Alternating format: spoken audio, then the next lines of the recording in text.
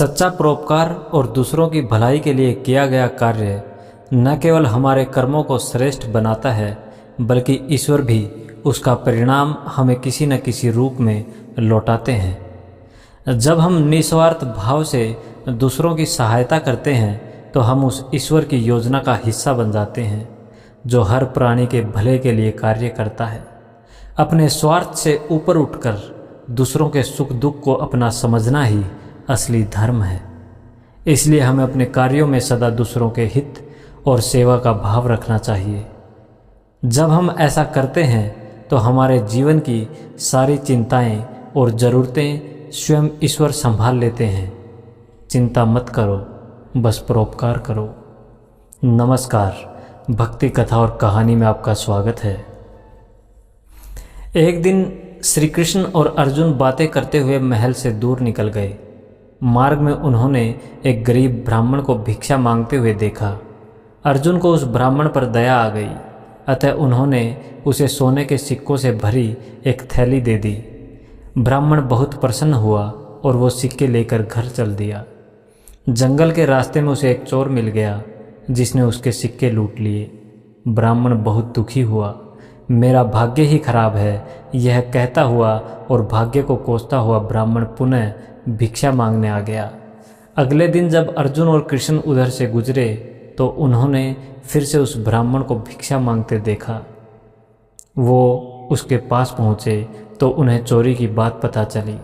अर्जुन ने फिर से उस पर दया करते हुए उसे एक बड़ा सा हीरा दे दिया। ब्राह्मण घर पहुँचा। उसने हीरा एक पुराने घड़े में रख दिया जिसका प्रयोग नहीं होता था और सोने चला गया। अगले दिन ब्राह्मण के उठने से पहले उसकी पत्नी पानी भरने नदी की ओर गई। पानी भर के लाते समय उसके हाथ से घड़ा फिसलकर गिरा और टूट गया। ब्राह्मण की पत्नी को याद आया कि घर में एक पुराना घड़ा है जिसका प्रयोग नहीं होता। उसने सोचा क्यों न उसी में पानी भर लिया जाए। वो घर आई, घड़ा उठाया और वापस पानी भरने चल दी। नदी में जब उसने घड़ा डुबाया तो हीरा घड़े से निकलकर पानी में बह गया। जब वो घर आई तो उसने देखा ब्राह्मण पूरे घर में कुछ खोजता फिर रहा है। ब्राह्मण ने जब अपनी पत्नी के हाथ में उस घड़े को देखा और घड़े में सिर्फ पानी भरा देखा तो वह समझ गया क्या हुआ होगा। हताश निराश ब्राह्मण पुनः अगले दिन भिक्षा मांगने उसी स्थान पर पहुंच गया। संयोग की बात, अर्जुन और कृष्ण कहीं से लौट रहे थे। उनका ध्यान फिर से उसी ब्राह्मण की तरफ गया। उत्सुकतावश वो उसके पास पहुँचे और उससे पूछा कि अब आपको भिक्षा मांगने की क्या आवश्यकता पड़ गई। ब्राह्मण ने फिर अपनी राम कहानी सुनाई। उसकी दुर्भाग्यपूर्ण कहानी सुनकर अर्जुन श्री कृष्ण से बोले, इस आदमी की किस्मत में सुख समृद्धि लिखी ही नहीं है। मुझे नहीं लगता अब मैं और इसकी मदद कर पाऊंगा। श्री कृष्ण कुछ बोले नहीं, बस उन्होंने उस ब्राह्मण को 2 पैसे दे दिए। ब्राह्मण ने वो पैसे लिए और घर चला गया। ब्राह्मण के जाने के बाद अर्जुन बोले, जब मेरे इतना सोना हीरा देने के बाद भी उसका भला नहीं हुआ तो आपके दिए 2 पैसे से उसका क्या भला होगा। श्री कृष्ण मुस्कुराए और बोले, देखते हैं क्या होता है। ब्राह्मण अपने भाग्य को कोसता हुआ घर जा रहा था। रास्ते में उसने एक मछुआरे को देखा जो कि एक ताजी बड़ी मछली पकड़कर ले जा रहा था। मछली उसके जाल में तड़फड़ा रही थी और छूटने के लिए प्रयास कर रही थी। ब्राह्मण को उस मछली की स्थिति देखकर दया आ गई। उसने सोचा, इस 2 पैसे में मेरा क्या भला होगा, क्यों न इससे इस मछली के प्राण ही बचा लिए जाएं। ब्राह्मण ने वह मछली खरीद ली और उसे पुनः नदी में डालने चल पड़ा।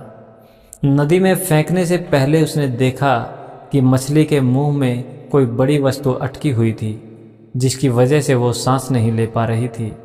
जब उसने मछली का मुंह खोलकर वह बाहर निकाला तो वही बड़ा हीरा निकला जो उसे अर्जुन ने दिया था।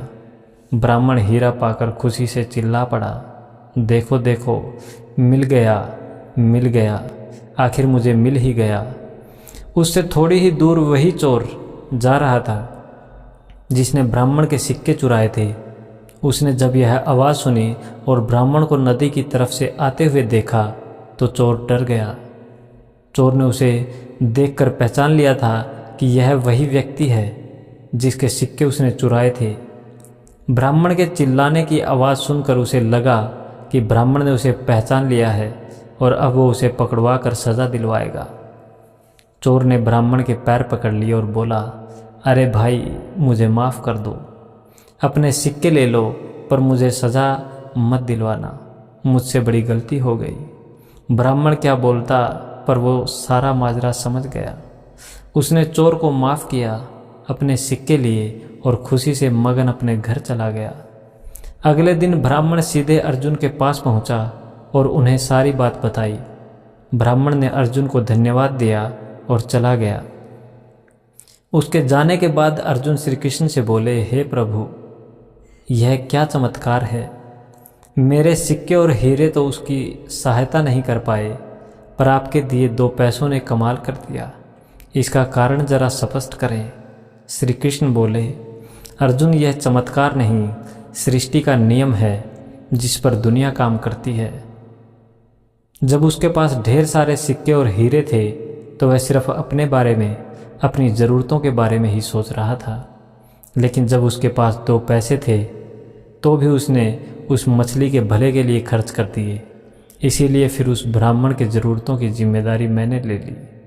हे अर्जुन, सत्य तो यह है कि जब तुम किसी दूसरे व्यक्ति के दुख दर्द से द्रवित होते हो या अपने सिवा किसी और की ज़रूरतों की चिंता करते हो, उन लोगों के दुख दूर करने और उनकी ज़रूरत पूरा करने का प्रयास करते हो, तो तुम भगवान के कार्य में हाथ बटा रहे होते हो।